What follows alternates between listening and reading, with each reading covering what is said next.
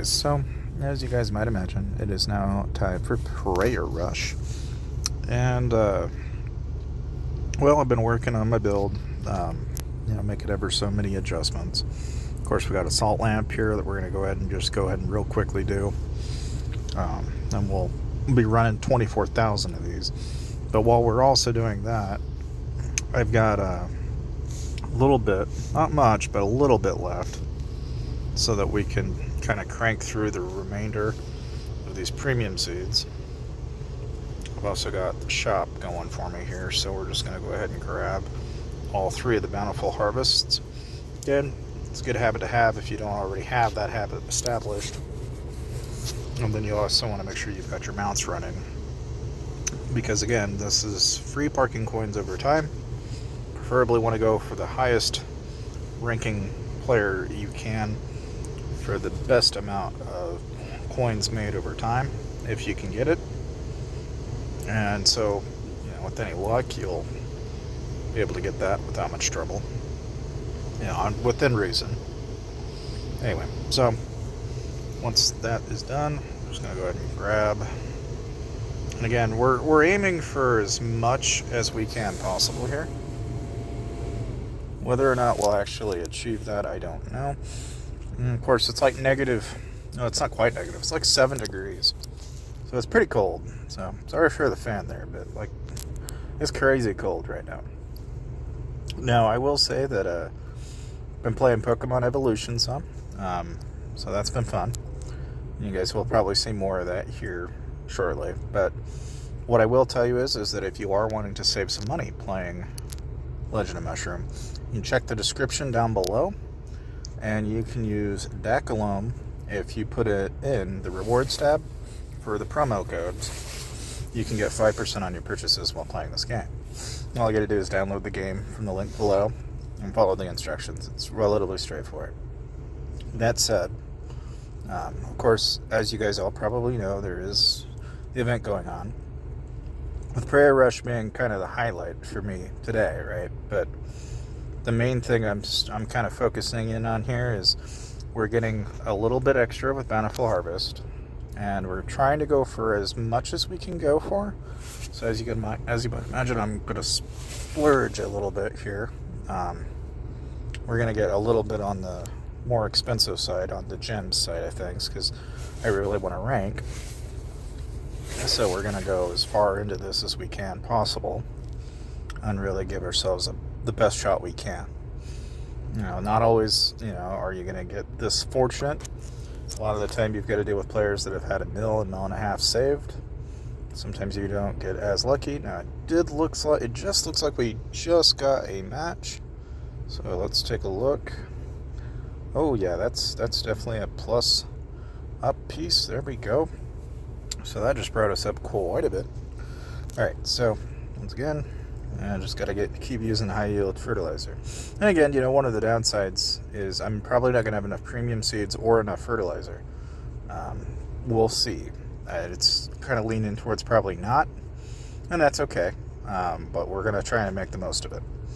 Try to get as much as we can for as long as we can. Because again, what we're going to be re-rolling here for is we're going to be trying to get some HP runes.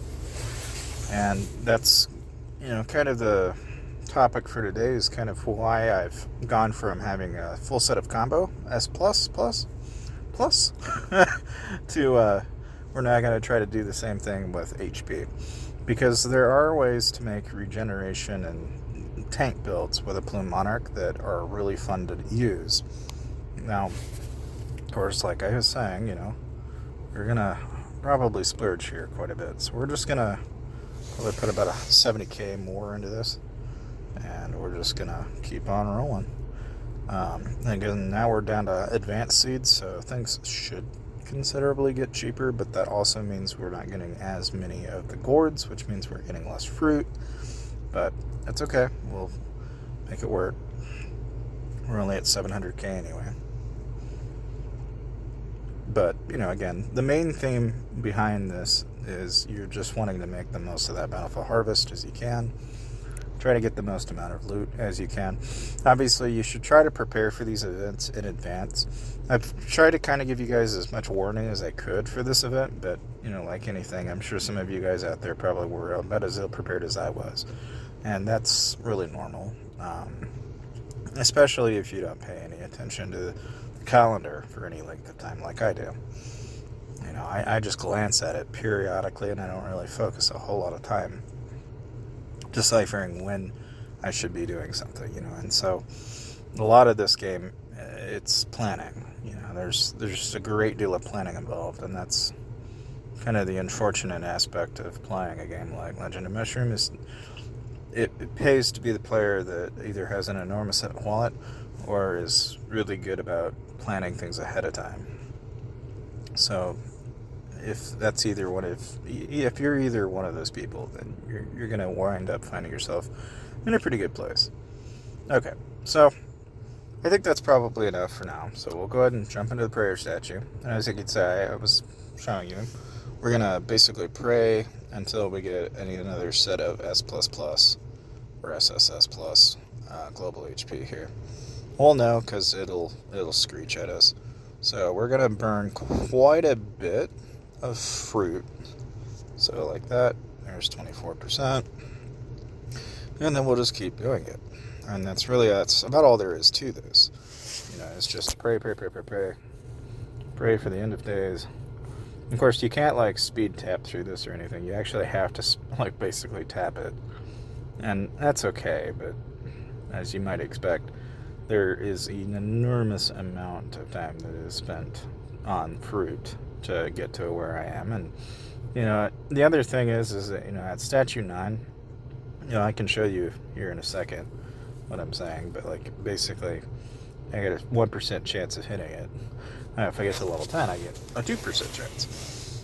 But it takes a substantial amount of effort to roll the correct SSS plus item on this roll.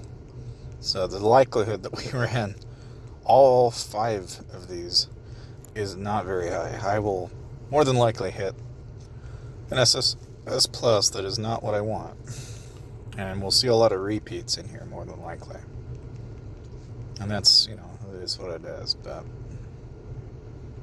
it's there's combo, once in a while we'll hit something that seems kind of noteworthy.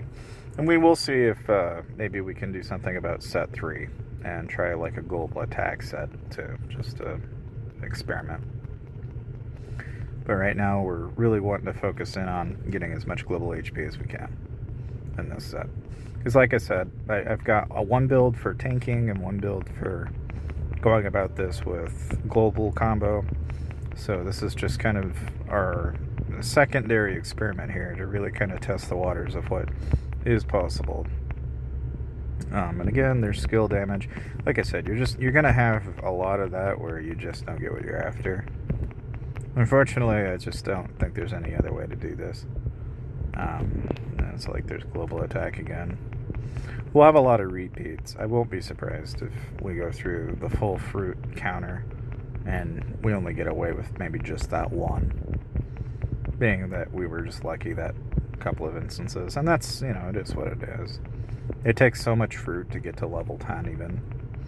As you can tell, I'm just beginning statue 9 and I'm barely even close to getting to where I can approach statue 10. So it does take a while to get to where you actually find yourself in a situation where you're going to see any amount of actual improvement, But, again, it's just kind of the nature of the beast here, is just trying to roll the correct attribute.